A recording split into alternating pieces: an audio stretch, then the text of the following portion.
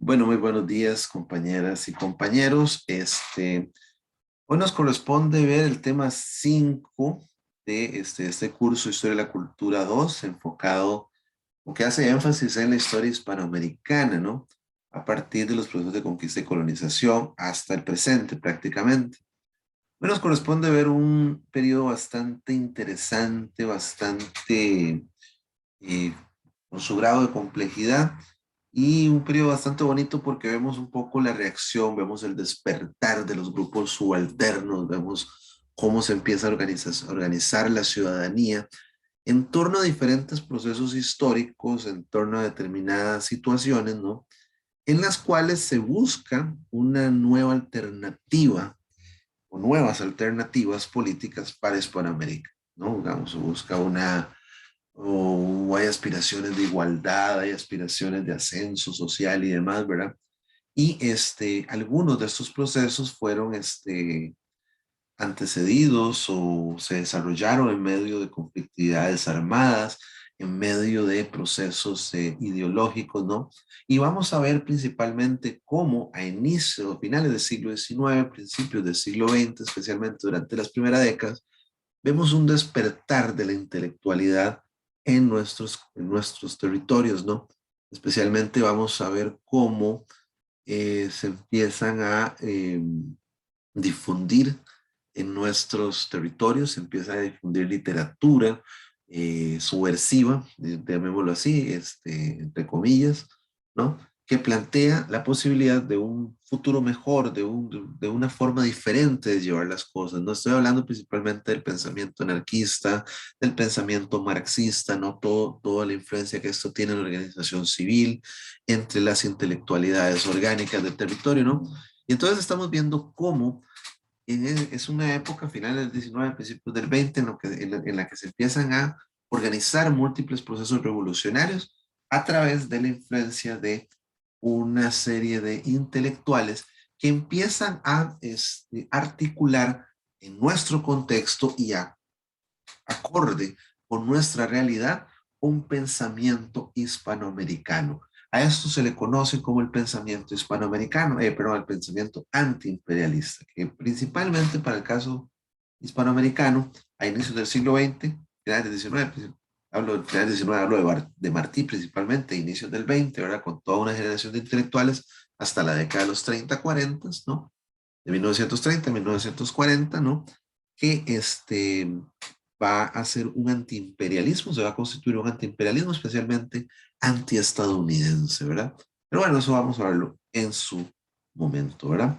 Como imagen de inicio, un extracto muy pequeño, ¿verdad? De una obra monumental que se llama La Epopeya del Pueblo Mexicano, de Diego Rivera, situada en el Palacio Nacional de esta nación. Esto es una obra gigantesca, ¿verdad? Que está ubicada en el principal edificio de gobierno de México y que es un relato a los ojos de uno de los artistas más influyentes de nuestro continente, de Diego Rivera. Eso lo vamos a ver más, con más detalle en próximas sesiones, ¿no? La influencia del muralismo y demás, y es un pequeño extracto, ¿verdad? Que hace referencia al proceso de la Revolución Mexicana a partir de 1910, que tenemos que verlo el día de hoy. ¿Ok? Continuando.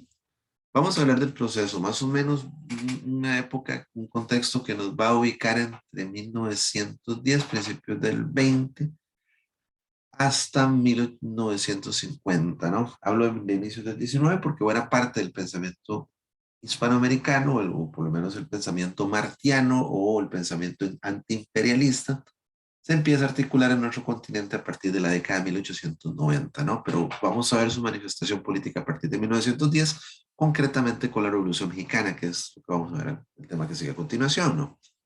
Pero bueno, este contexto, inicios del siglo XX, es un periodo en el que los grupos subalternos empiezan a cuestionar, o los grupos históricamente subordinados empiezan a cuestionarse el orden social imperante, especialmente las desigualdades resultantes del periodo llamado periodo liberal, ¿no? Todo el proceso de especialización productiva, todo el proceso de este, consolidación de los estados nacionales y participación de nuestros territorios en los mercados globales a partir de la consolidación de los modelos agroexportadores, ¿no? O sea, todas las desigualdades que se empiezan a expresar principalmente en el acceso a la tierra, la explotación de los trabajadores y todas las situaciones de despojo, ¿no? Que históricamente ha padecido el campesinado, los grupos obreros, etcétera, ¿no? Ahora vimos que a finales del 19, principios del 20, se empieza a consolidar el trabajo asalariado, principalmente se empieza a construir una conciencia obrera a partir de este momento, ¿no? Buena parte de estas transformaciones socioeconómicas, políticas y culturales incluso, van a ser lideradas por una generación de intelectuales relevante, ¿no? Que empiezan a constituir un pensamiento antiimperialista, especialmente antiestadounidense, pero que para el caso hispanoamericano, algunos pensadores, como el caso de Mariátegui y el caso de Martí y otros, empiezan a cuestionarse, empiezan a articular un pensamiento hispanoamericano pensado para Hispanoamérica, ¿ok? Históricamente nuestros territorios han sido articulados nos hemos organizado económica y políticamente a partir de criterios externos, ¿no? A partir de imposiciones desde ciertos sistemas políticos, ¿no? Esta generación de intelectuales se tomó la molestia, se tomó el tiempo para articular o presentar propuestas para hispanoamericanas acordes a nuestra realidad, ¿no? Esto hizo que, o la influencia de estas organizaciones, perdón, que de la influencia de estos intelectuales se consolidaron las primeras organizaciones populares, lideradas especialmente por obreros y campesinos, sindicatos, grupos de trabajadores y demás. Em, También estos grupos son evidencia, ¿no? De las ideas nacionalistas que empiezan a arraigarse, ¿no? O estas ideas contestatarias, ¿no? Que se empiezan a afirmar a inicios del siglo XX y que van a ser alimentadas por literatura marxista y anarquista. Muchos de estos grupos, de estas organizaciones obreras, por ejemplo en Costa Rica, lideradas por intelectuales, ¿no? Hablemos del caso, por ejemplo, de Carmen Lira, que nosotros la tenemos referenciada, la ubicamos, ¿verdad? A través de los cuentos de la tía Panchita. Sin embargo, Carmen Lira fue una gran líder sindical, una gran líder obrera, y que en sus ratos, especialmente en las noches, se organizaba escuelas dedicadas a que los artesanos, a que los trabajadores aprendieran a leer y escribir. Y estos centros de estudio también en algún momento también tenían acceso a la literatura anarquista y a la literatura marxista. Carmen Lira en un principio fue anarquista y su pensamiento fue transformándose, fue um, yéndose cada vez más hacia un pensamiento marxista, socialista, ¿no? Sin embargo, digamos, toda esa influencia ideológica, toda esa participación y toda esa identificación con los grupos obreros ha sido minimizada, ¿no? A través de su legado literario, ¿no? Que, bueno, es bastante amplio, más allá de los cuentos de la tía Panchita, ¿verdad? Porque hay cuentos de Varanos y Hombres y otros, ¿verdad? Que hacen referencia a una denuncia, ¿no? De situaciones de explotación que se viven especialmente en la compañía bananera y demás, ¿verdad?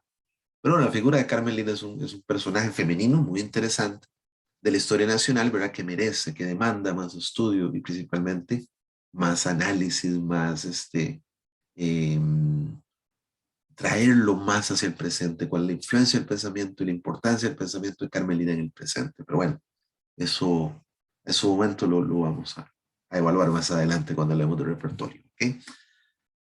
Y entonces, eso tuvo múltiples expresiones sociales a través de levantamientos civiles, algunos fueron exitosos, otros no tanto, y estos grupos organizados en algunos contextos, en algunas naciones, aspiraron a implementar reformas políticas, económicas y socioculturales. Una de las grandes aspiraciones políticas de este periodo, vamos a verlo recurrentemente, es la llamada reforma agraria. ¿Y qué es la reforma agraria? Es garantizar el acceso democrático masivo de la tierra por parte de los trabajadores, por parte de los campesinos y demás, para mejorar sus condiciones de vida, para garantizarnos el bienestar y la igualdad entre los sujetos. ¿Okay? Una primera experiencia de esta organización social, de estas confrontaciones, de esta alteración del orden liberal, vamos a verla expresada. Bueno, la conocida revolución. Y para efectos, es un proceso bastante complejo, digamos, pero para efectos de este curso, para ser muy puntuales, vamos a hablar especialmente de sus orígenes, ¿no? Principalmente la crítica al porfiriato, la época de Porfirio Díaz, ¿verdad? Que se extiende desde las últimas 3 décadas del siglo XIX hasta 1911 prácticamente, 30, 40 años en el poder, ¿no? Y una segunda fase, que es su fase popular, ¿no? Donde vamos a ver a los grandes líderes de la revolución, a Pancho Villa, Emiliano Zapata, y su época de decadencia, a partir de el asesinato de los líderes históricos, ¿no? Villa y Zapata, y principalmente con la conformación del PRI, el Partido Revolucionario Institucional, que bueno, ya lo vamos a ver en su momento. Entonces, la Revolución Mexicana vamos a entenderla, repito, en 3 momentos: la época de origen, el cuestionamiento al porfiriato, la época de los grandes líderes, ¿no? Villa y Zapata, y la decadencia de la revolución, o la cooptación de la revolución también se le conoce con ese nombre. Ahorita vamos a ver a qué se refiere. Entonces fue un conflicto armado, básicamente la Revolución Mexicana, motivado por las desigualdades que profundizó el gobierno liberal de Porfirio Díaz desde finales del siglo XIX. A diferencia de otras revoluciones de la época, en México no vamos a ver una clara tendencia ideológica, vamos a ver muchas tendencias ideológicas. Vamos a ver desde posturas nacionalistas, ¿verdad? Como el caso de Villa y Zapata, ¿verdad? Que son líderes campesinos, eh, son de extracción popular y lideran a un grupo de campesinos, a grupos populares, ¿no? O sea, son líderes del pueblo, líderes auténticamente populares, ¿no? Villa y Zapata. Vamos a ver ciertos intelectuales, ¿no? Como el caso de los hermanos Flores Magón, ¿verdad? Que son anarquistas, ¿verdad? Y vamos a ver también cómo se empiezan a conformar, ¿verdad? Ciertos círculos intelectuales, por ahí un Vasconcelos, por ahí los muralistas y demás, pero que van a tener su auge principalmente a partir de la década de 1930 y 1940, ¿ok? Cuando se institucionaliza la revolución, principalmente a partir de los años 30. Pero vamos a ver más adelante a qué se refiere ese concepto de institucionalización. Ok, entonces claramente en la Revolución Mexicana no vamos a tener como una tendencia ideológica clara, sino vamos a tener muchas tendencias ideológicas. Principalmente se empieza a consolidar, digamos, la revolución, se empieza a gestar a partir de 1908, cuando se convocó elecciones, hay un líder adverso al porfiriato, que es Francisco Madero, que él, previo a las elecciones, es encarcelado, ¿no? Y que triunfa nuevamente en las elecciones Porfirio Díaz. Esto hizo que en ciertos grupos populares, principalmente en el norte y sur de México, surgieran dos líderes carismáticos. En el norte de México, Doroteo Arango, más conocido como Pancho Villa, y en el sur, Emiliano Zapata. Ambos personajes populares se levantaron en armas ante la posibilidad de un nuevo gobierno de Porfirio Díaz, ¿verdad? La continuación del porfiriato. Para 1911, luego del levantamiento de estos dos líderes campesinos, de estos dos líderes populares, Villa al norte, Zapata al sur, ¿verdad? El gobierno de Porfirio Díaz opta por hacerse a un lado, renuncia a Porfirio Díaz, abandona el país y hace un proceso, o inicia un proceso de transición al poder para don Francisco Madero. Sin embargo, Villa y Zapata, pese al triunfo, pese a la deposición del porfiriato, a pesar de que el gobierno renunció, mantuvieron en armas, ¿no? E hicieron una serie de acuerdos, una serie de aproximaciones con el, este, el gobierno de Zapata, perdón, el gobierno de Madero, ¿verdad? Con el propósito de obtener una reforma agraria. ¿Ok? Dame un segundito. Ya regreso, compañeros. Ok. La segunda parte de la revolución va a ser su etapa de clímax, su etapa más emblemática, ¿no? Porque va a ser la época en la que van a figurar, ¿verdad?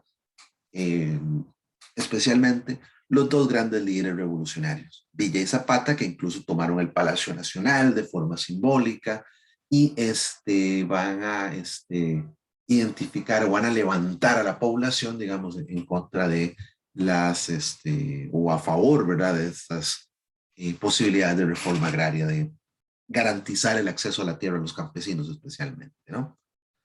El presidente Madero hizo un pacto con Villa y Zapata para obtener una reforma agraria mediante el llamado Plan de Ayala.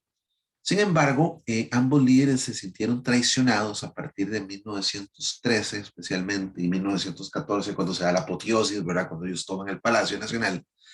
Eh, el gobierno incumple, ¿no? A estos líderes, ¿no?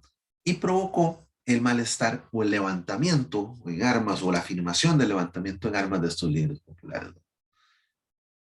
Era tanto la exacerbación, ¿no? De los ánimos, ¿no? Entre la población, ¿verdad? Que el presidente Madero fue asesinado por don Francisco Huerta en 1913. El gobierno fue asumido por Venustiano Carranza, que hizo una serie de acuerdos, ¿no? De una serie de pactos, ¿verdad? Con los líderes revolucionarios y se promulgó una nueva constitución en 1917.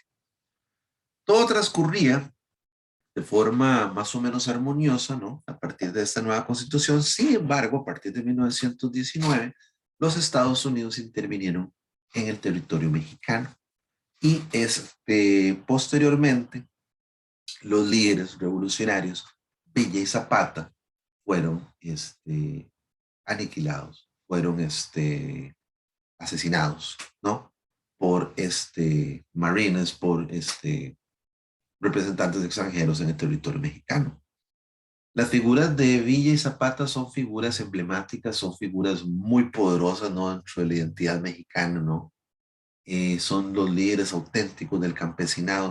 Hoy en día, por ejemplo, a partir de 1994 se dio un levantamiento en Chiapas, ¿no? El Ejército Zapatista de Liberación Nacional inició con una especie de gobierno cooperativo en el estado de Chiapas y esta situación se mantiene hasta el presente, ¿no? Y se ha aspirado, ¿no? Por una sociedad cooperativista, una sociedad que aspira a la igualdad, ¿no? Al acceso a la tierra y demás, e inspirado especialmente por el legado de los grandes líderes, especialmente Zapata, ¿no? Prácticamente un siglo después, ¿no? Sin embargo, para 1929, Lázaro Cárdenas llega al poder mediante la conformación del llamado Partido Revolucionario Institucional, el PRI, con lo cual los ideales de la Revolución Mexicana fueron corporativizados, fueron cooptados, es decir, el Estado inició un proceso de reconocimiento de ciertas causas de la lucha civil, ¿verdad? Que motivó la revolución, pero que inició con un periodo de gobierno de prácticamente 70 años. El PRI gobernó desde 1930 hasta el año 2000 en México, ¿no? Creando una serie de clientelas políticas, creando una serie de lealtades, ¿no? Que sí, es cierto, reconoció ciertas garantías laborales, reconoció ciertos derechos del campesinado, pero también creó clientelas políticas, creó una estructura de corrupción enorme, ¿verdad? Que es un legado que México aún padece dentro de sus instituciones. Hay una película que me parece que está en Netflix, invito a que la vean, que nos explica muy bien todo este proceso de corporativización, de cooptación de la Revolución Mexicana a partir de la existencia del PRI, que se llama La Ley de Herodes. Es una película que está en Netflix, le recomiendo. Hay otra que se llama La Dictadura Perfecta, pero no la he visto. Y creo que habla sobre lo mismo, ¿verdad? Pero, bueno. Es mejor todavía. Sí, esa no la he visto todavía. La tengo pendiente, es que dura más de 2 horas, ¿no? Por eso no la he visto.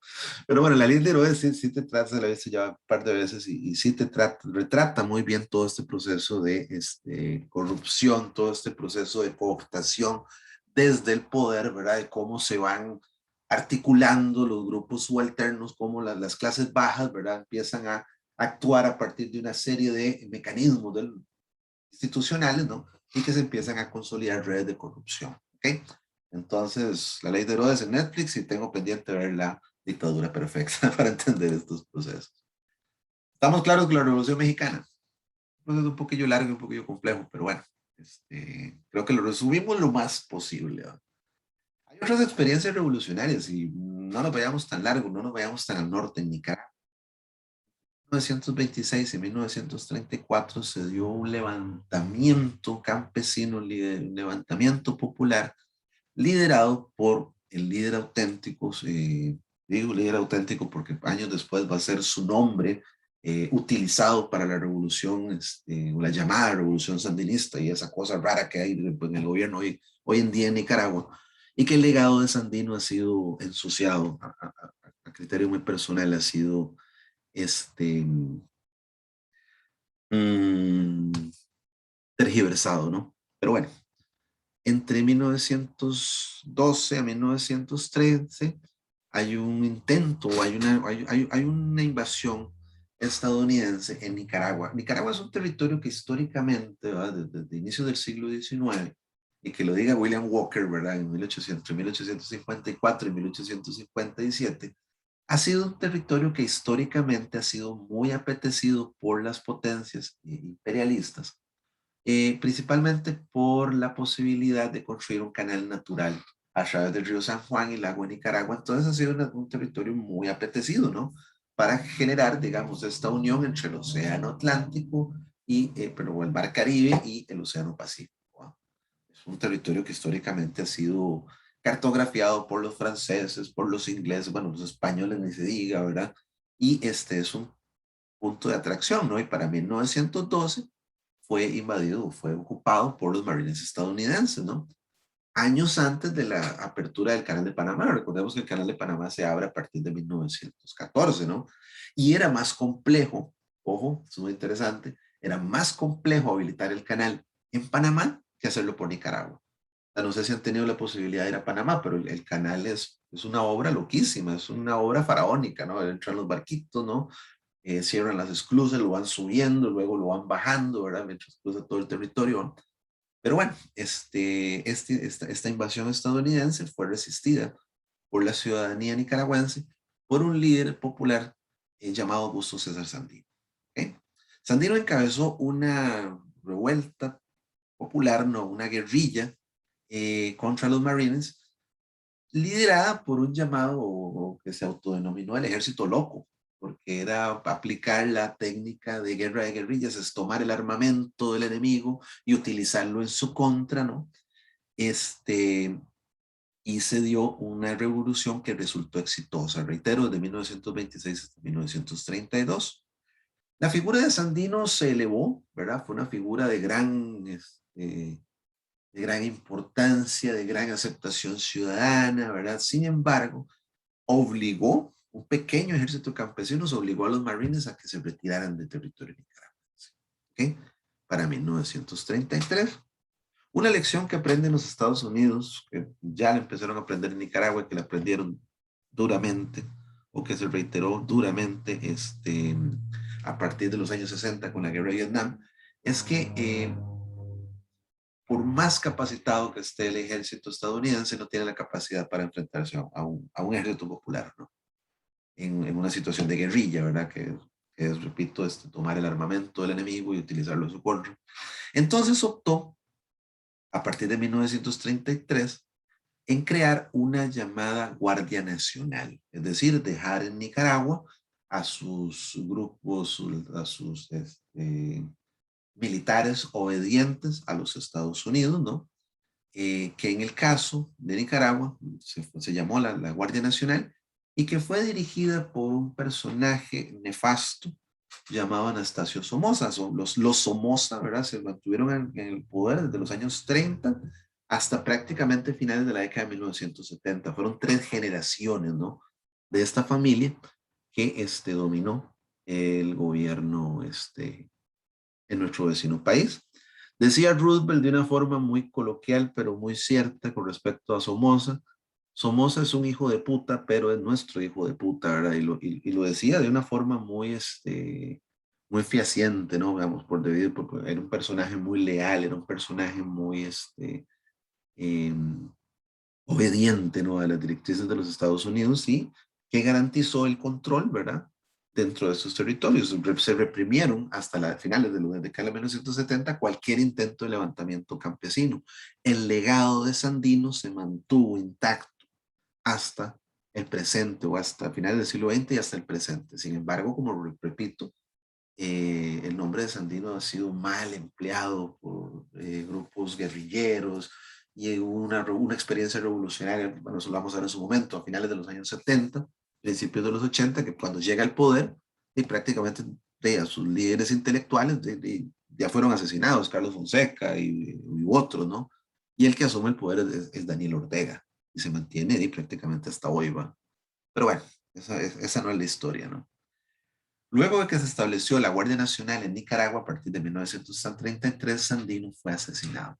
Y fue asesinado precisamente luego de una visita al Palacio Nacional en Nicaragua, invitado por el propio Somoza, y fue asesinado.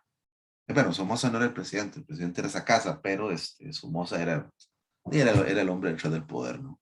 Y fue asesinado por las fuerzas de la Guardia Nacional. Una situación muy similar se vivió en El Salvador a finales de la década de 30, cuando este gobierno, este país fue gobernado por un personaje nefasto, Hernández, quien lideró una serie de matanzas, una serie de masacres contra la población civil en esta nación centroamericana a inicios de la década de los 30, concretamente 1932. Um, Hernández reprimió a toda oposición política, ¿no? Y era un gobierno en beneficio de los grandes hacendados cafetaleros, de las grandes familias poderosas en nuestra hermana nación centroamericana, ¿no? Um, para 1931, dentro de un proceso electoral, de esos procesos electorales hispanoamericanos, ¿verdad? Así, pues, tan cuestionables, ¿no? De la primera mitad del siglo XX, fue electo don Arturo Araujo, ¿verdad? Quien determinó, una vez en el poder, reducir los salarios de los trabajadores en un 54%. Esto hizo que se levantara en armas la población, si hubiese un levantamiento muy agresivo por parte de la ciudadanía a través de organizaciones populares lideradas por un personaje eh, llamado Farabundo Martí. Farabundo Martí era un líder campesino que logró aglutinar a múltiples organizaciones, ¿no? Y logró la deposición del gobierno de Araujo. Posteriormente, asumió una junta militar en la década de los 30, quien suprimió violentamente las poblaciones, quien lideró una serie de matanzas de la población y para 1933 capturaron, procesaron y ejecutaron, fusilado a Farabundo, quien fue prácticamente señalado como un criminal, ¿no? Precisamente por cuestionar el orden establecido, por intentar un nuevo modelo, un modelo alternativo en El Salvador. El legado de Farabundo también sobrevivió al siglo XX, ¿no? A partir de la década de 1980, en nuestro vecino país se dio un proceso de guerrilla y los grupos opositores a los gobiernos de turno fueron aglutinados en torno al Frente Farabundo Martí para la Liberación Nacional. Posteriormente, el FMLN se constituyó en un partido político que tomó el poder en las primeras décadas del siglo XXI. Y bueno, esto hace que en el presente en El Salvador se debatan dos fuerzas políticas, ¿no? El partido tradicional que representa los intereses oligárquicos, ¿no? Llamado Arena, el Frente Farabundo Martí, y fue una dinámica que, reitero, a inicios del siglo XXI se ha mantenido, ¿no? Digamos, el último gobierno anterior a Bukele, fue un gobierno de izquierda, fue un gobierno del FMLN, pero digamos, este desgaste bipartidista, ¿no? Hizo que a partir de 2018 se levantara una figura populista como Bukele, ¿no? Que es una figura bastante peculiar, ¿no? Que es como el presidente millennial que gobierna a través de Twitter, es todo un personaje en las redes sociales, ¿verdad? Y bueno, ahí tiene sus características bastante peculiares, ¿no? En su momento vamos a hablar de personajes como Bukele, como Bolsonaro y demás, ¿verdad? En esta coyuntura actual, ¿verdad? Que bueno, responde a una coyuntura muy, muy particular, ¿no? Que es como la búsqueda de alternativas, ¿no? Y que de pronto el gobierno, los gobiernos populistas se convierten en opción, ¿no? El caso nuestro no anda muy lejano, digamos, ahorita tenemos una propuesta, un menú de partidos políticos y gobernantes, ¿va? Andamos por ahí más de 20 candidatos a la presidencia, no se recuerda, algo así. Algunos muy parecidos unos entre otros, sin embargo, entre ellos no se pudieron poner de acuerdo y por eso se presentan de forma aislada. Pero bueno, prosigamos. Una experiencia similar se vivió en Guatemala a inicios de la década de 1940, cuando Guatemala, en aquel entonces, a partir del final del 19, a principios del 20, ¿no? Cuando se establece la United Fruit Company, eh, Guatemala se convirtió en una de las naciones más desiguales de todo el continente, ¿verdad? De toda la región, ¿no? Y a partir de la década de 1940 fue gobernada por un personaje muy peculiar, ¿verdad? Que tenía aires ahí imperialistas, que se creía Napoleón, ¿no? Y usted va al centro de Ciudad Guatemala y ve el Palacio Nacional que hizo el gobierno de Jorge Ubico, ¿no? Dice este tipo tenía una idea, ¿verdad? Que Guatemala era como Versalles, una cosa así, ¿verdad? Tenía como aspiraciones, eh, no sé, digamos, como una especie de emperador o qué sé yo, ¿verdad? Pero bueno, Ubico, emperador romano se creía a veces, Ubico, gobernó prácticamente durante toda la década de los 30, ¿no? Y para 1944, cuando el gobierno se ha echado por grupos populares, ¿verdad? Pero liderados por el ejército, el gobierno de Ubico fue depuesto y asume en su lugar, luego de un proceso electoral, Juan José Arevalo. Arevalo inicia una serie de reformas sociales, ¿verdad? En las cuales empieza a limitar el poder que se ejercía la United Fruit Company en ciertas regiones del territorio guatemalteco. Y estas reformas o estas concesiones que había negociado el gobierno de Arevalo fueron profundizadas a partir de la década de 1950 mediante o a través del gobierno, llamémosle reformista, de Jacobo Arbenz. Arbenz gobernó a partir de 1950 hasta 1954. Sin embargo, su gobierno fue depuesto de forma violenta mediante un golpe de Estado, ¿okay? Que fue orquestado desde los Estados Unidos por el gobierno Eisenhower y fue obligado a partir del país. Arbenz se refugió en Costa Rica, era buen amigo de José Figueres Ferrer. De hecho, en su momento, Arbenz y Figueres fueron personajes muy cercanos y toda la constitución de lo que fue la Legión Caribe que organizó la Guerra Civil del 48 en Costa Rica, Arbenz estuvo muy involucrado y el gobierno cubano y demás, ¿verdad? Pero esas son de esas partes de la historia nacional que están ahí como en secreto, como ocultas, ¿verdad? Porque en su momento, Figueres era un personaje que fue asociado, ¿verdad? Como con los movimientos socialistas, ¿no? En Hispanoamérica. Entonces a Arbenz, ¿verdad? Le armaron desde los Estados Unidos todo un cuento, ¿eh? Que estaba recibiendo armas de Checoslovaquia y no sé qué historia, ¿verdad? Y finalmente su gobierno fue depuesto, ¿no? Fue interrumpido por un golpe de Estado, reitero, orquestado desde el gobierno de los Estados Unidos en conjunto con la United Fruit Company, con dos personajes que vemos aquí representados en esta obra también de Diego Rivera, los hermanos Dulles, ¿verdad? Que eran el secretario de Estado y su mano derecha, ¿no? Aquí vemos a Eisenhower en esta bomba. Y el gobierno de Arbenz fue depuesto, renunció a la presidencia en el 54 y en su lugar asumió el general, entre comillas, ¿verdad? Carlos Castillo Armas, que aquí lo vemos representado en esta obra de Diego Rivera, que es esta obra muy interesante. En algún momento estuvo escondida bueno, Diego Rivera en uno de sus tantos viajes a Europa, en sus tantos viajes a Rusia, donó o regaló esta obra al Museo Pushkin en Moscú. y es una obra que estuvo perdida por muchos años, fue reencontrada, digamos, así, en los acopios de este museo en el año 2008, estaba arrollada, digamos, era un lienzo, estaba arrollado, ¿verdad? Que es se llama Gloriosa Victoria, que es una obra que hace referencia a la deposición del gobierno de Arbenz por parte de los Estados Unidos, del gobierno estadounidense y la United Fruit Company, ¿verdad? De hecho, la obra que tienen que analizar esta semana. Entonces, con Castillo Armas, Guatemala regresa, ¿verdad?, a ser una de las naciones más desiguales hasta la década de los años 70, los años 80, ¿no?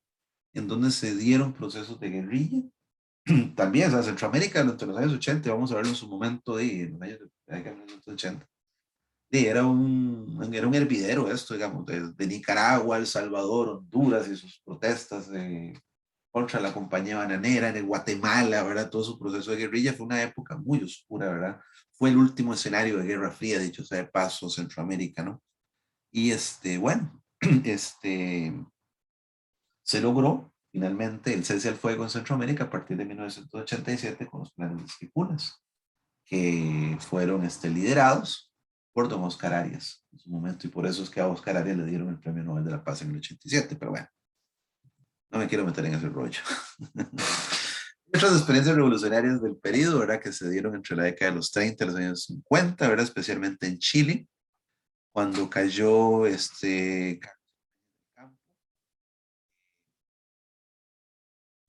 bien, esto dio una rebelión, ¿verdad?, eh, que lideró Juan Esteban Montero, y se instaura en el territorio chileno un gobierno democrático popular. Situación similar se vivió en Brasil a partir de la década de los 30, cuando un grupo armado popular eh, procuró derrotar o derrocar más bien al gobierno populista de Getúlio Vargas. Luego, entre la década del 50 y 60 en Bolivia se dio un proceso de revolución civil que prácticamente inició el proceso de modernización que ya había iniciado a finales del 19 en prácticamente toda Hispanoamérica, especialmente en las naciones del sur, pero que en Bolivia inició de forma tardía, ¿no? Y por ejemplo, lo que se vivenció hace poco en Bolivia, ¿no?, cuando el gobierno de Evo Morales fue depuesto por esta persona, que ni me acuerdo el nombre de esta señora, fue depuesto, ¿no? Y básicamente era una continuación, ¿no?, de estos conflictos étnicos que se eh, viven en Bolivia desde prácticamente, desde la época colonial, ¿no? Es una sociedad muy muy jerarquizada, muy marcada su división social, pero a partir de criterios étnicos, ¿verdad? Que esto perdura desde la época colonial, ¿no? Y bueno, cuando se hacen elecciones, el año pues se hicieron elecciones nuevamente en Bolivia, el año pasado nuevamente ganó el partido de Evo Morales. Entonces, eso nos demuestra un poco una mayoría indígena, una mayoría aborigen que eh, aspiran a optar por mejores condiciones. Ha sido un gobierno exitoso, el de Evo Morales. En su momento también lo vamos a ver, digamos. Creo que en la última clase vamos a hablar un poco de lo que sucedió en Bolivia en inicios del siglo XXI, ¿verdad? Pero bueno, este movimiento se estableció a partir de los años 60 y fue un movimiento nacionalista revolucionario, ¿verdad?, que inicia el proceso de modernización de la nación boliviana.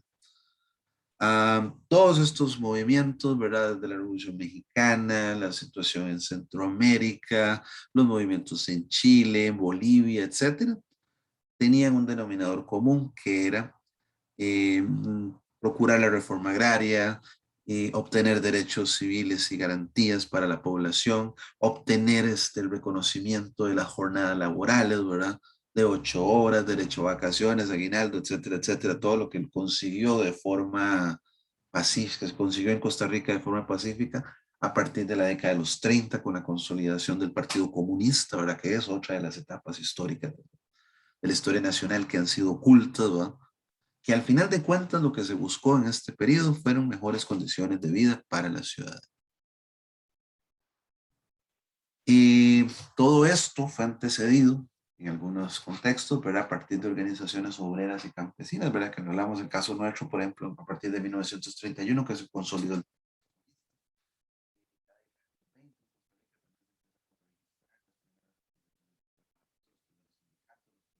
premios, etcétera, etcétera. Entre los 20 y los 30 surgieron en nuestro continente múltiples asociaciones de trabajadores que optaron por el reconocimiento de los derechos laborales, la reforma agraria especialmente. Muchos de estos movimientos fueron influenciados por las ideas marxistas y anarquistas y las revueltas europeas desde finales del 19, ¿verdad? Con la Comuna de París en 1870, los levantamientos en los Estados Unidos, las organizaciones obreras, principalmente en los distritos industriales del territorio estadounidense, también influyeron mucho en en las organizaciones populares de Hispanoamérica. Se crearon centros de estudio, ¿verdad? Como hablamos hace un rato de la experiencia de Carmen Lira, ¿no? Fueron organizaciones gremiales, sindicatos, partidos políticos y otros, ¿verdad? Que optaron por obtener mejores condiciones de vida para la ciudadanía. Muchos de estos agrupaciones se encargaron de la alfabetización de sus beneficiarios, ¿verdad? Hablamos del caso de las escuelas obreras y campesinas, por ejemplo, que funcionaron en Costa Rica a partir entre las décadas, perdón, de 1920, 30, 40 aproximadamente, ¿verdad? Y que dieron como resultado la organización de huelgas, mítines en diferentes regiones. Algunas fueron favorables, otras fueron reprimidas violentamente, ¿verdad? Como el caso de las revueltas en El Salvador y otros. Pero bueno, la experiencia quedó ahí quedó el germen revolucionario, ¿no? Y esto fue gestado a partir de la influencia, especialmente, de una importante generación de intelectuales que en Hispanoamérica se empezó a consolidar desde finales del siglo XIX, especialmente con los procesos revolucionarios, los procesos de independencia tardíos, especialmente en el Caribe. ¿Okay? En el caso de Cuba, la presencia de la figura de José Martí, y en el caso de Puerto Rico, la influencia de personajes como Ramón Emeterio Betances, ¿no? Pensadores anarquistas especialmente. ¿Okay? Y vamos a hablar de varios de estos líderes carismáticos, el caso de Martí. Martí es uno de los principales intelectuales de la historia hispanoamericana. Fue el principal gestor de la independencia cubana a partir de 1895. Martí muere en el terreno de batalla, digamos, en sus primeros tanteos, ¿verdad? En el campo armado. Martí es un hombre de letras, es un hombre intelectual, no es un hombre de acción, no es un hombre, no fue un hombre de batalla. Pero bueno, el pensamiento martiano, su influencia quedó plasmada a través de su obra literaria, ¿verdad? Martí era un tipo fue un tipo muy estudiado, ¿no? Él estudió periodismo, filosofía en España, se desempeñó como periodista en los Estados Unidos. Dicen en Cuba, ¿verdad? Que Martí conoció el imperio desde sus fauces, ¿verdad? Él estuvo ahí viviendo, conviviendo en los Estados Unidos. Trajo a Hispanoamérica buena parte del pensamiento ilustrado, el pensamiento revolucionario que se empezaba a gestar en los Estados Unidos. Es otra historia también un poco oculta, ¿no? Digamos, la experiencia obrera, la experiencia de los campesinos en los Estados Unidos y la organización sindical especialmente, ¿no? Como les dije hace un rato, Martín, más que un hombre de batalla, fue un hombre de letras, fue un hombre intelectual, ¿no? Un filósofo y ensayista, ¿no? Que desde el punto de vista literario se considera que sus trabajos son un puente, ¿verdad? En las letras hispanoamericanas, entre el romanticismo y la modernidad. Fue uno de los principales pensadores del continente, ¿verdad? Y que plantea desde nuestra experiencia alternativas políticas para eh, la ciudadanía, crear alternativas para hispanoamericanas, pensadas desde Hispanoamérica. En Martí vamos a encontrar en sus textos alusión a la unidad continental, ¿verdad? Que hay que leer, por ejemplo, Nuestra América, que es un ensayito de unas 7 páginas, pero muy poderoso, ¿no? En cuanto a su influencia y la importancia que él habla de la unidad continental, del panamericanismo, ¿no? Y especialmente nos habla de la importancia o la característica de la multiculturalidad en el continente. También en sus textos trasciende la importancia o es una evidencia de la importancia de la intelectualidad en los procesos de reivindicación social, en los movimientos, en las revueltas sociales, que buscan, al final de cuentas, mejores alternativas para la ciudadanía. Otro de los pensadores poco conocidos, ¿verdad? Muy influyentes, pero poco conocidos en Hispanoamérica. Estamos hablando del caso de José Carlos Mariátegui. Mariátegui fue un pensador peruano, uno de los más importantes de la primera mitad del siglo XX en su país, que igual que Martí no era un hombre de acción, era un hombre de letras, era un intelectual, ¿no? Que lo que buscó especialmente fue crear las condiciones para que su nación, peruanicemos el Perú, decían los textos de Martí, los 7 ensayos sobre la historia peruana, pero hombre, Mariátegui hablaba especialmente de esta necesidad, ¿no? De que nuestros continentes, o que nuestras naciones encontrasen alternativas políticas acordes a sus características históricas, socioculturales y demás. Martí era un tipo, reitero, un tipo intelectual más que un tipo de acción, ¿no? Que desde niño sufrió un accidente en una rodilla. Esto le impidió más bien movilizarse, ¿verdad? Eh, con naturalidad, ¿verdad? Y su formación fue especialmente autodidacta, ¿no? Entre 1910 y 1914 se desempeñó como escritor y periodista. Posteriormente se trasladó a Europa, donde fundó una revista llamada La Nueva Época. Además, integró desde España el llamado Partido Socialista Marxista Peruano. ¿Okay? Eh, en sus escritos, ¿no? Por ejemplo, los 7 ensayos sobre la realidad peruana, habla de esta necesidad de peruanizar el Perú, ¿verdad? Pero haciendo referencia especialmente a adaptar nuestros territorios a sus condiciones históricas, ¿verdad? Y fundó en 1926 una publicación paradigmática por su influencia ideológica, por lo que significó en su momento histórico, que fue la revista Mauta, ¿no? Que fue un texto difundido por todo el continente a través de redes de intelectuales y demás, y que el gobierno perdón, que las ideas de Mariátegui empezaron a extenderse, ¿verdad? Por Hispanoamérica. Fue una figura censurada, lógicamente, por los medios en su época, ¿verdad? Y Amauta fue censurada en 1927 por parte de las autoridades políticas cubanas. Otra de las publicaciones relevantes de este periodo, ¿no? Lideradas por grupos de intelectuales hispanoamericanos, fue el Repertorio Americano. El Repertorio Americano se empezó a editar y se empezó a difundir desde este pequeño país, desde Costa Rica se difundió, o Joaquín García Monge, el autor del Moto, inició la publicación de una revista llamada Repertorio Americano, ¿no? Que prácticamente logró que las grandes artistas, las grandes luminarias, ¿no? De la intelectualidad hispanoamericana, prácticamente Gabriela Mistral, Neruda, y otros, ¿no? Rubén Darío, escribieron o brindaron textos para ser publicados en el repertorio. Fue una revista cultural publicada en Costa Rica, ininterrumpidamente desde 1919 hasta 1958.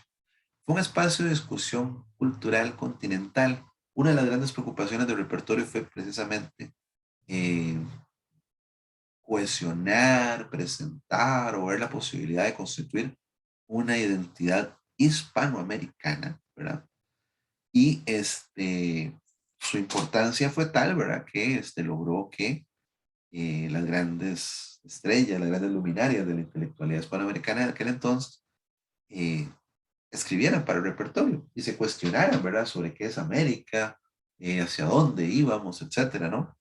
Y esto dio pie a una corriente ideológica que el propio García Monge denominaba el americanismo. Hay que revisar, por ejemplo, el discurso que dio García Monge con ocasión más bien, del centenario de la independencia centroamericana en 1921, al pie del Monumento Nacional, el 15 de septiembre, en el que habla de la unidad y la identidad centroamericana. Saber cómo verdaderamente era un tipo adelantado a su época, ¿no? Que nos hablaba de la necesidad de crear instancias de participación supranacional, eh, hablar de un Congreso integrado, etcétera, para el contexto centroamericano, pero también en algún momento esto fue planteado desde el repertorio, pero a nivel continental. ¿Okay? Entonces el americanismo se preocupó en algún momento, hubo gran influencia de la Guerra Civil Española, por ejemplo. Eh, Se cuestionó especialmente el legado anarquista, ¿no?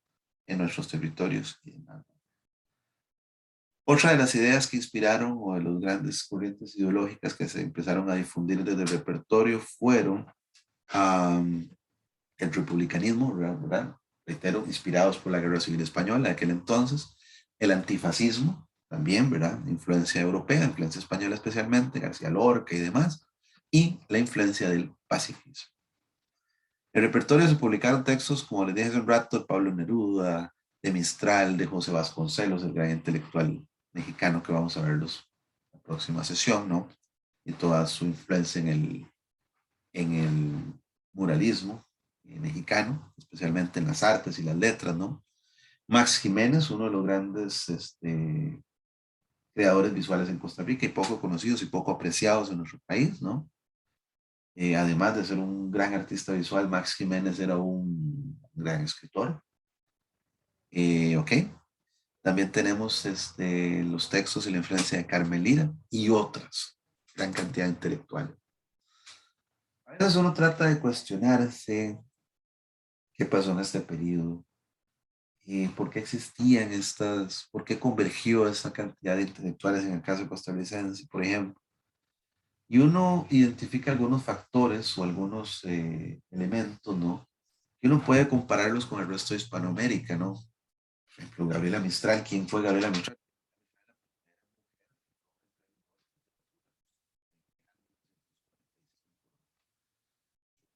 Entonces uno se cuestiona qué fue lo que pasó en estos territorios. Bueno, varias cosas, ¿no?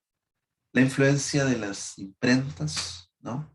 La difusión de los textos subversivos de aquel entonces eran espacios de discusión, ¿verdad? Intelectual, principalmente.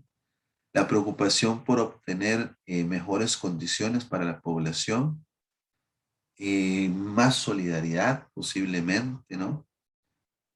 Etcétera. O sea, hay muchas variables que uno puede pensar, ¿verdad? En Costa Rica, por ejemplo, uno puede pensar en la influencia que tuvo la Escuela Normal de Costa Rica en la constitución de estos intelectuales, ¿no?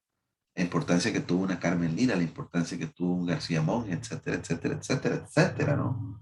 Que es una gran cantidad, ¿verdad? Carlos Fallas coincide en este periodo, Fabián Dobles, etcétera, etcétera. Bueno, conclusiones. Las distintas manifestaciones sociales del periodo fueron reacciones, perdón, al autoritarismo liberal, ¿verdad? Especialmente producto, ¿no? De la desesperanza, producto de la explotación, producto de la necesidad de crear mejores condiciones de vida para la ciudadanía, se empezaron a conformar estas organizaciones desde finales del 19 principios del siglo XX, ¿no? Especialmente en las primeras décadas del 20 hasta 1950 prácticamente. Surgieron asociaciones entre grupos subalternos, es decir, entre trabajadores, entre campesinos, agricultores, etcétera, en procura de mejorar sus condiciones laborales y estilos de vida. Es decir, existía conciencia de clase, existía conciencia de esa necesidad de que juntos podemos lograr grandes cosas. ¿Ok? Eh, Dentro de sus causas comunes estaban la obtención de jornadas laborales de 8 horas en las ciudades, reforma agraria en el campo, fueron algunas de las principales consignas, como señalamos hace un rato. Muchos de estos grupos y muchas de estas corrientes de pensamiento surgieron de la difusión, como dije hace un rato, de los textos marxistas y anarquistas, así como la influencia de los y las intelectuales antiimperialistas, antiestadounidenses, que empezaron a consolidarse, que empezaron a tener su influencia en Hispanoamérica. Un legado que inició Martí, que continuó Mariátegui, García Monge y otros, ¿no? Durante este periodo, ¿no? En el caso de México, por ejemplo, Vasconcelos y otros. Pero eso vamos a verlo con más detalle en la próxima clase, ¿ok? Para no adelantarnos tanto que fue lo que sucedió en México, ¿no?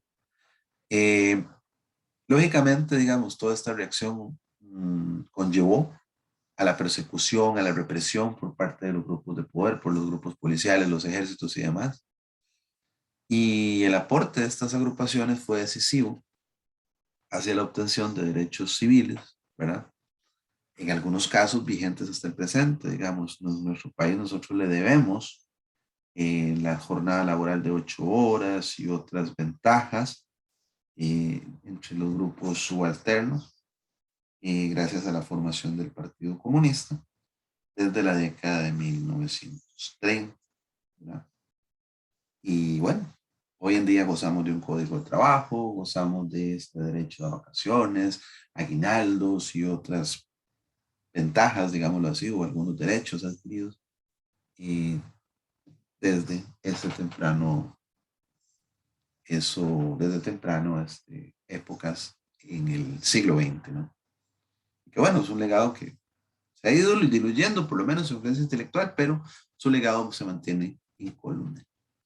Y ya para cerrar, chicos y chicas, la obra de esta semana, ya la vimos por acá. Perdido por muchos años de Diego Rivera, ejecutado en los años 40 y recuperado en los primeros años del siglo XXI, que hace referencia al proceso de sublevación campesina y represión del gobierno de Arbenz en Guatemala en 1954. ¿Okay? Y bueno, ustedes pueden buscar información en internet y hay una serie de alegorías aquí presentes en Bueno, eso fue nuestra intervención en la clase del día de hoy. No sé si tienen alguna pregunta, algún comentario, y no sé, una reacción.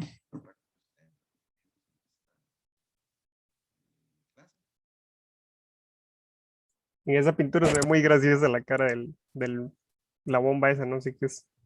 Sí es el presidente gringo de aquel entonces, Eisenhower, que es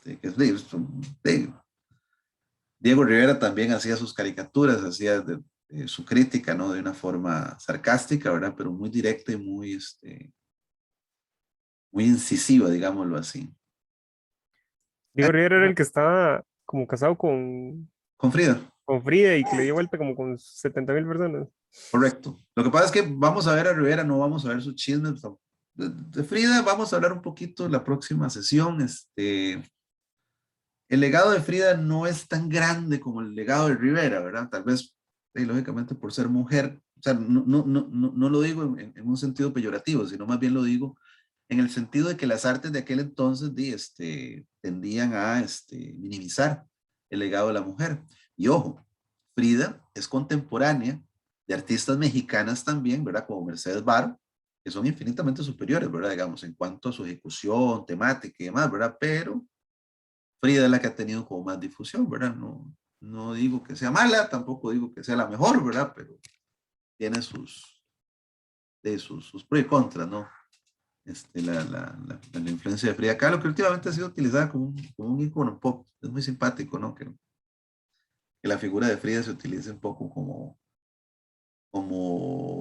estandarte del feminismo y qué sé yo, cuando su vida y su experiencia fue todo lo contrario. Pero bueno, en su momento vamos a hablar de Frida un poquito y de Diego. Lo que aún sí me quisiera enfatizar, chicos, chicas, hoy es en una situación particular, ¿no? Que hace un siglo, prácticamente, vimos cómo en todo el continente empezaron a surgir este tipo de organizaciones preocupadas, ¿no? Por la obtención de derechos comunes para la ciudadanía, para la obtención de mejores condiciones de vida, etcétera, etcétera, etcétera, etcétera. ¿Qué había hace un siglo o qué ha cambiado en un siglo? ¿Por qué ya esto no está sucediendo en nuestro continente? A pesar de que las situaciones de explotación, de subordinación, de desigualdad, cuidado si no se han agudizado, ¿no? Porque al menos, digamos, por ejemplo, la experiencia del PRI, a partir de la segunda mitad del siglo XX, en su momento lo vamos a ver, y fue crear mejores condiciones para la ciudadanía. Pero hoy en día todas esas instituciones, todas esas consignas han sido, pues ya no son alternativa, ¿no? ¿Qué existía hace un siglo que no tenemos hoy en día? ¿Qué ha cambiado en un siglo? Es decir, ya se obtuvieron las mejoras para la ciudadanía, se obtuvo la reforma agraria. Pregunta, ¿qué ha pasado? ¿Qué creen ustedes que ha pasado? No sé, quisiera escucharlos. Yo siento que hay una cierta falta de pérdida de interés por parte de la ciudadanía. Ya estamos muy aculturados, siento yo, en ciertos aspectos. Entonces ya la lucha por los derechos no es necesariamente el eje central. Ya estamos demasiado acostumbrados a la competencia del capitalismo y Ujú, siento que es un discurso que se ha venido reforzando fuertemente ujú, a lo largo de la historia de los diferentes países latinoamericanos. Entonces, esa dependencia que hubo en el pasado de las grandes potencias, ahora ya estamos tan acostumbrados y ya como que se han ido tratando de callar todos esos discursos, tal vez como el reforzamiento de lo que es fundamental, que es realmente el pueblo, ya se han ido como más minimizando. ujú. Comprendo, comprendo.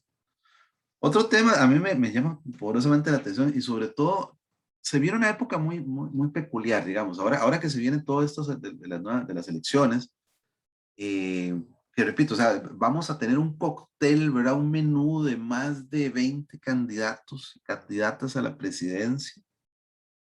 Am, Qué bueno. Vamos a ver que muchas de estas propuestas se parecen. Y vamos a ver propuestas, ¿va?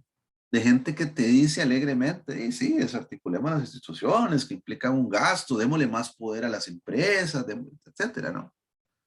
Y entonces, vale la pena como cuestionarse, vale la pena como cuestionarse. Es, digamos, tan desinteresada la empresa privada y las grandes transnacionales, digamos que prácticamente es el mismo modelo a finales del siglo XIX, ¿no? O sea, el liberalismo a finales del siglo XIX, principios del XX, hoy día se llama neoliberalismo, ¿va? Prácticamente lo mismo, ¿va? Solo que más tecnificado y más, más mediático el asunto, etcétera, ¿verdad? Y esto ha ido cambiando, ¿no? Paloma tiene la mano levantada. Adelante.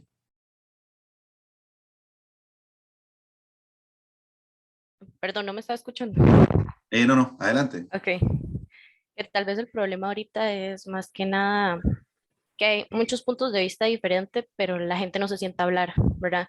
Y no están dispuestos al diálogo ni a llegar a como a puntos en común, ¿verdad? No pueden estar de acuerdo en todo, evidentemente, pero la gente que tiene el poder de, digamos, de influencia, ¿verdad? De guiar las cosas, no se sienta y no hablan de lo que es realmente importante, digamos, no están abiertos a los puntos de vista diferentes. Entonces siento como que ese es el problema. No sé. Ok, muy bien, perfecto, digamos. No hay como una, a ver si agarro la idea, no hay como voluntad por hacer algo distinto, tal vez, me ocurre. Más o menos eso es lo que... Sí, siento que sigue como habiendo la misma polaridad de siempre, Ok, entonces. ok, muy bien, excelente, muy buen aporte. Dice Tiffany en el chat, identidad o nacionalismo. Pues sí, puede ser.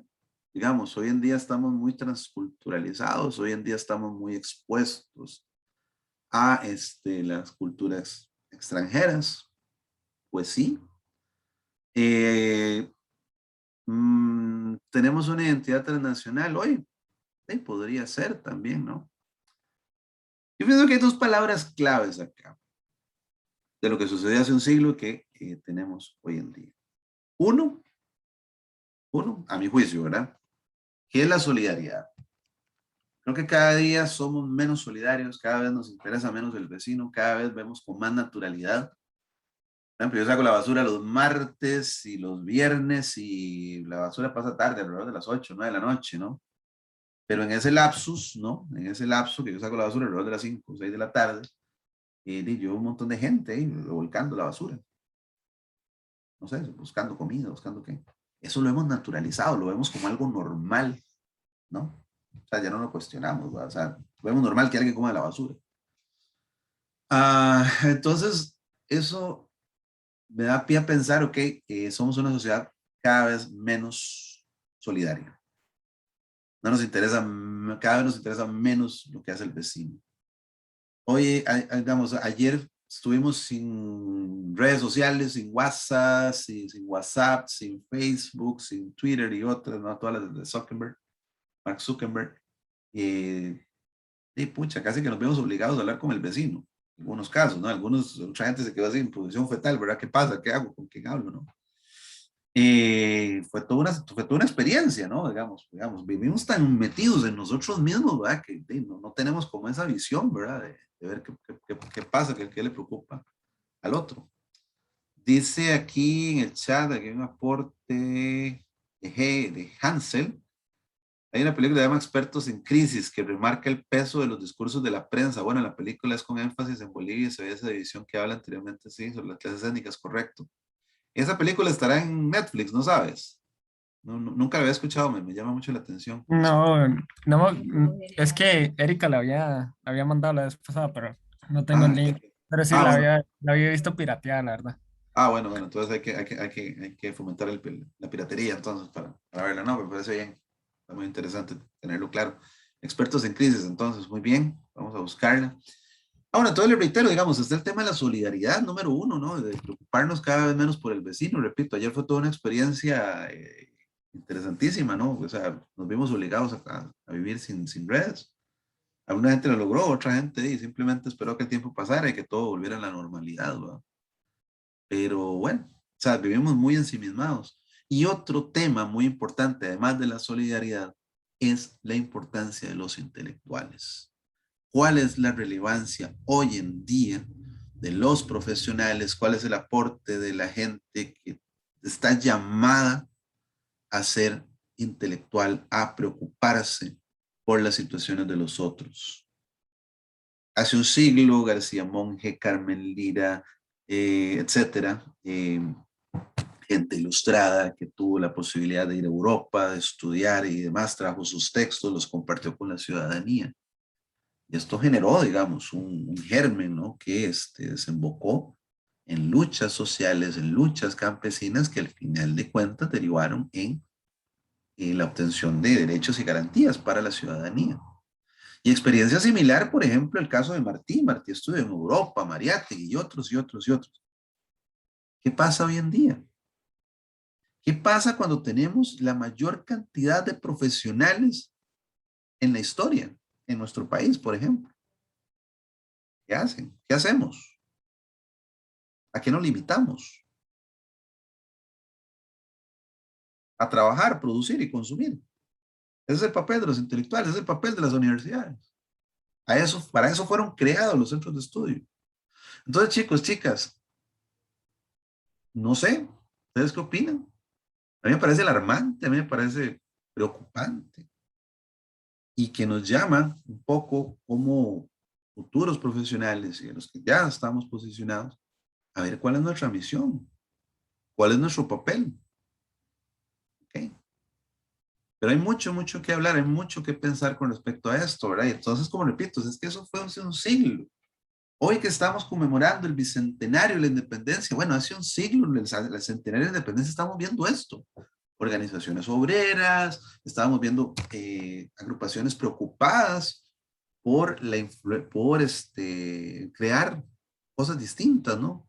La Revolución Mexicana, a pesar de que tiene múltiples eh, aristas, tiene múltiples influencias ideológicas, fue un acontecimiento relevantísimo para el levantamiento o para la conciencia de clase en Hispanoamérica.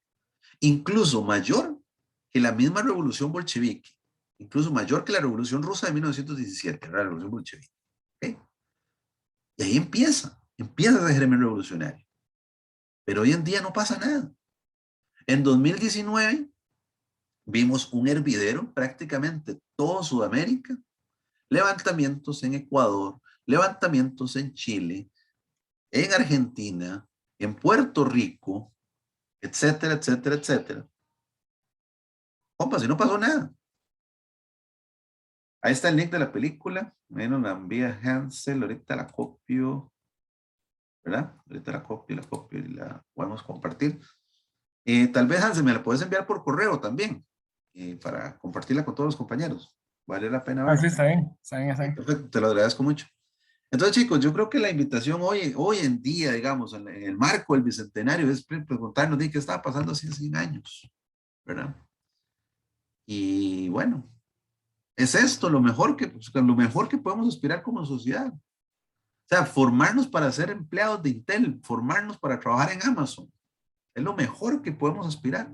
Y repito, nunca antes en la historia de nuestros países han habido tantos profesionales, ni han habido, por ejemplo, en 2019, tantos levantamientos, ¿no? Pero aquí no pasó nada, nada. Más bien, por ejemplo, cuando se discutió la reforma fiscal en 2018, más bien a mí me hacía gracia muchos grupos subalternos, mucho periodista, mucho gente en la calle, hablando en contra de los sindicatos, hablando de las agrupaciones obreras y campesinas. Claro, los sindicatos eso es un tema aquí terrible, ¿verdad? Los sindicatos han sido secuestrados, ¿verdad? Por grupos ahí de dudosa procedencia, Albinos Vargas y demás. Y bueno, esto ha hecho que prácticamente no, y no veamos otra alternativa, ¿no? Pero debemos cuestionarnos, esto es lo mejor que podemos aspirar como sociedad en el presente. Hacia dónde vamos, etcétera, ¿no?